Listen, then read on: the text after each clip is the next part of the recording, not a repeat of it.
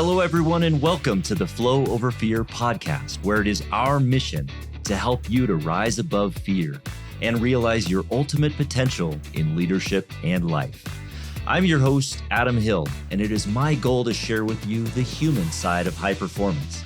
My guests share their experience with fear, anxiety, struggle, challenge, and most importantly, despite all of it, how they rose above it to achieve incredible results. So, if you're ready to rise up, let's get started. Hey everyone, welcome to this recap episode of Flow Over Fear. And today I'm going to talk about the interview that I just had with John Mollura. John is a keynote speaker on impostor syndrome, and he's a former rocket scientist who used to work on NASA missions, on missions that went to Mars, which is really, really incredible. Things that, kids and, adults dream of. But today he's actually a portrait photographer, and he photographs people and shows their absolute beauty for their internal purposes to show that they're not worth less, but they're worth more. It's an incredible story, and I want to kind of dig into it because there were a lot of gold nuggets that were dropped here with regard to someone who was in a career that by all intents and purposes would be considered a dream job. I mean, working on Mars missions, working it with NASA, but finding that he was unfulfilled, even amongst all of the accolades and praise that he was getting in this job and how well he was doing. He still had this little thing called impostor syndrome that affects a lot of us, affects many of us as leaders. And in fact, I would argue that it affects most of us as leaders, unless we have some kind of air of arrogance within us. That imposter syndrome is a signal, really, that we are approaching uncharted, or that we are within uncharted waters. That we're taking the lead. It's a challenge that we need to take the lead. And so, knowing that fear in us is really just a part of the experience. But for John, it was a debilitating experience having that imposter syndrome and not really knowing what it was at the time. It led to a lot of anxiety and depression and challenge in that career. He told a story about how he was actually on stage receiving an award from the Department of Defense. And amidst that, he was almost in tears, not because he was afraid of being in front of people or just so proud of himself, but because he believed that he legitimately believed that award might be taken from him in short order, or they might just say psych. And I know we think that those kinds of thoughts are crazy, but how many of us, haven't you ever felt that way? That in the midst of something that we're doing great with, that it might just be pulled away from us, that the carpet might be pulled up from under us. I would venture a guess that if you're listening to this, it's happened on frequent occasions. And so that sense of feeling unworthy was something that he started to recognize and started to change in him after he experienced a trauma in his own life. A childhood friend of his had passed away from suicide. And that added to the anxiety and the depression and the uncertainty that John was feeling at that time in his life. And it led him to question more things and to look at this veneer of perfection that he had put on himself and really start asking new questions and dig into, collect data on himself, as he said. As a scientist, that's really what he was tasked with doing, is collecting data. And so he flipped the switch on himself to collect more data on himself. And he realized that he did have this veneer of perfection that he wanted to show everybody. And he did so in almost a negative way. He described something that I'd never heard before, which was this empathy for evil intent sort of thing, where he would use his empathy to really dig into people and defend himself and defend his perfect veneer. And all of that was veiled in this idea of, feeling like an imposter, the anxiety, the depression that he was feeling at the time, the lack of fulfillment. So as he started collecting data on himself, he started to become more self-aware and learn more about why he was doing that and and really change the person that he was, not be, so defensive on that front. It also led him down a path of recognizing that, maybe this wasn't the career for him. And he had that realization as, he was walking to work one day in the bitter cold of Delaware, rain dripping down his back. And he said to himself, thank God I'm paid so much to be this miserable. Thank God I'm paid this much to be this miserable. We've all heard it before. We all chase this phantom fulfillment of finance and of money, of satisfaction through greater income.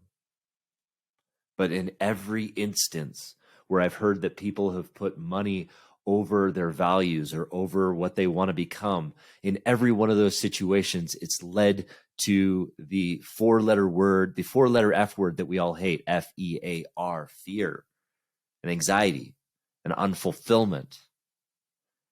And so putting that aside, when he decided to make a change in his own life, fortunately, his wife stepped in and said, maybe you should do what you've always loved, which is photography. Maybe you should lean into that. And that's what he did. He left his engineering job as his primary role, and he started getting into photography and taking that on as his primary business. And and originally when he first started out, he first started in this photography business when he was, as he was traveling the world for NASA and doing all of these things, and for the businesses, the engineering businesses that he was in, he was photographing landscapes, and ultimately a lot of those, photos landed him some pretty neat gigs, National Geographic and other things like that. But then, he had always been a bit apprehensive about photographing people, photographing portraits. And the reason was because he just didn't, it was that imposter syndrome stepping in again. It was that feeling like that he was not worthy or capable of doing people the justice of what they would want to see in themselves. Landscapes don't question, our quality of photographs or anything like that, but people do. And so he never wanted to do that. But what he realized when he finally started getting into that portrait photography, he found that it was something of his calling. And I would argue that the way that he does it, it became such a powerful method of revealing people's true power, revealing people's true identity and their inner badass, as he would call it. And his point was that the very empathy that he had used for evil intent earlier in his life was the very thing that would actually help him to understand his clients and help his clients and give them the visual feedback that they would need to understand and personally develop and become their best self. So he used that empathy to his power. And now what he does is he serves people within that photography world as really this personal development practice, as this way of being a concierge throughout the entire process, from the very beginning, with walking through them as far as what they want to achieve, what their fears are, what their apprehensions are about being photographed, and from using makeup artists and having the makeup artists reach out to them and give them advice on how best to take care of their skin and hair and wardrobe, working with them through this whole process, and then practicing empathy throughout and walking them through the whole photograph process, telling them what to do with their hands. Have you ever thought about that when you're getting your pictures taken? Like, what am I doing with my hands? Who knows? I don't even know. I get very I get very self-conscious when I think about my hands in any kind of situation, right? It's like even in conversations, it's just an anxiety thing. Do I have them in my pockets? Do I have them on my back? Should I have them like I'm Superman, or should I just do a little dance? I don't know. But the thing is, that's how he helps people through that process is understanding how they can look their absolute best, and not necessarily so that they could just send this out on their social profiles or in their business or anywhere else, but really so that they can put this picture somewhere where they can see it, where they could see their inner badass, where they could see that they can look at a picture of themselves and say, I look good. Now John shared a very startling statistic with me. And maybe it's just startling because I love having my picture taken. I'm just one of those weird people that is totally okay with being a camera ham. But he said that something like 99% or 99.9% of people just don't like getting their picture taken. They don't like the way they look, or they feel self-conscious, or they just don't want to get their picture taken. And that's really the fear that he alleviates, is getting to the root of what's deep inside of that fear of getting the picture taken. It's almost part of that imposter syndrome. And when we can actually see a picture of ourselves, a photograph of ourselves, a moment in time where we are at our best, where we are showing our badass self, we can look at that and be happy. It helps us to rise above that imposter syndrome. It's like a mini therapy session for our souls. And from that, from his experiences with his, personal experiences with imposter syndrome, and his personal experiences in helping other people to realize their best through photography, he now gives keynotes on imposter syndrome and positive change, and I asked him about, what we can do to, in the moment, to help ourselves get over some of that imposter syndrome. And really, if we're in a situation where we don't feel like we're fulfilled in what we're doing, how can we get to a point where, how can we make the jump? How can we make the leap and get out of our heads and start actually doing what lifts us up and what we want to do? And his answer to that was powerful. He said that fear hates facts. Fear hates facts. When we're in the midst of that imposter syndrome, our fear is playing an unfair game. It's battling us with lies a lot of times, with untruths.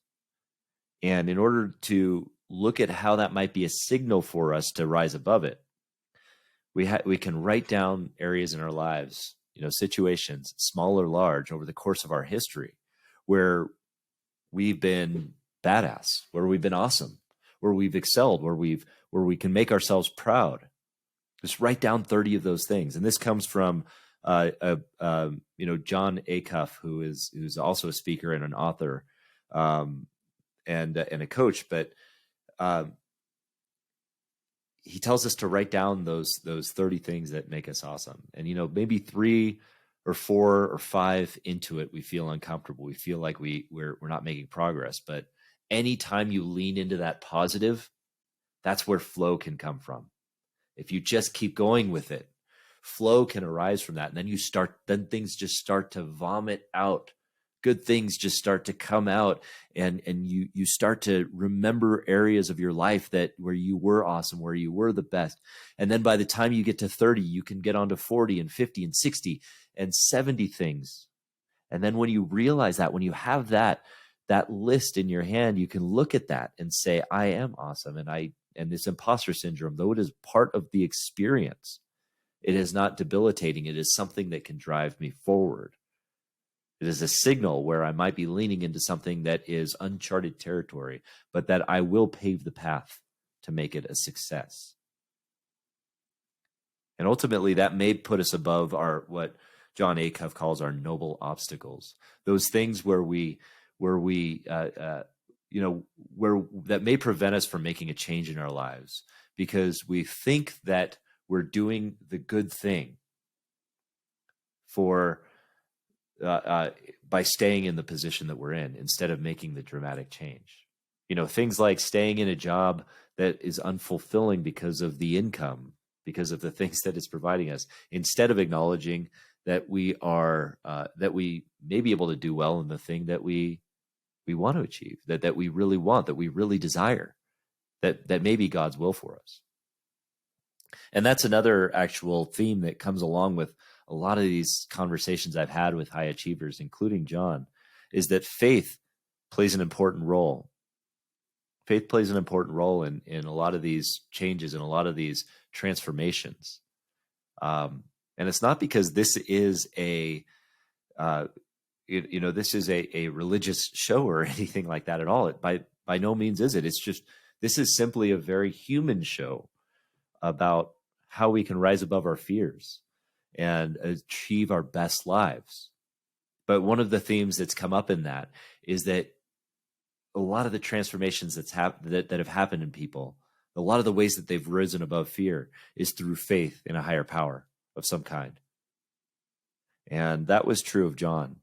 And the final piece that he shared with us on how we can really kind of rise above our fears and, get over our impostor syndrome or at least get through it or walk through it more appropriately, is to practice grace, to be more gentle with ourselves. When we're gentle with ourselves, we can start to acknowledge, that we're human. We can start to let go of the ideal perfection that we desire to achieve, and realize that this life is not about perfection. It's about continuous improvement. It's about growth. And sometimes in order to grow, we have to shift. We have to transform. We have to embrace the imposter syndrome and recognize it as a signal that we are, that we are being called to something bigger. So if you want to learn more about John Mollura, you can visit his website and reach out for a free consultation. Reach out for either a photography consultation, or learn more about his keynotes and learn more about how he may be able to speak for your organization or a group that you're part of. You can find him at johnmollura.com. That's John, JohnMollura.com. Or you could find him at molluraphoto.com. And please check him out. It was a very awesome interview. So please check out the interview as well. And I guarantee you'll get a lot from it. There's a lot of gold nuggets dropped here. And it was a great conversation. So until next time, thanks for joining me on this recap, and we will see you again soon. Hey, everyone. Thanks for tuning in to the Flow Over Fear podcast. If you'd like to learn more about getting into flow and learn the foundations of flow, I have a free video series on my website at www.adamcliffordhill.com called The Foundations of Flow. Feel free to go there and download it and start your journey to rising above fear and achieving greater flow in your life. And if you like this episode, and I'm guessing you did if you stuck around for this long, then please do me a favor and hit the subscribe button, and you will receive notifications when I have new interviews, new recaps, and new trainings that pop up on YouTube. Thanks again for joining us.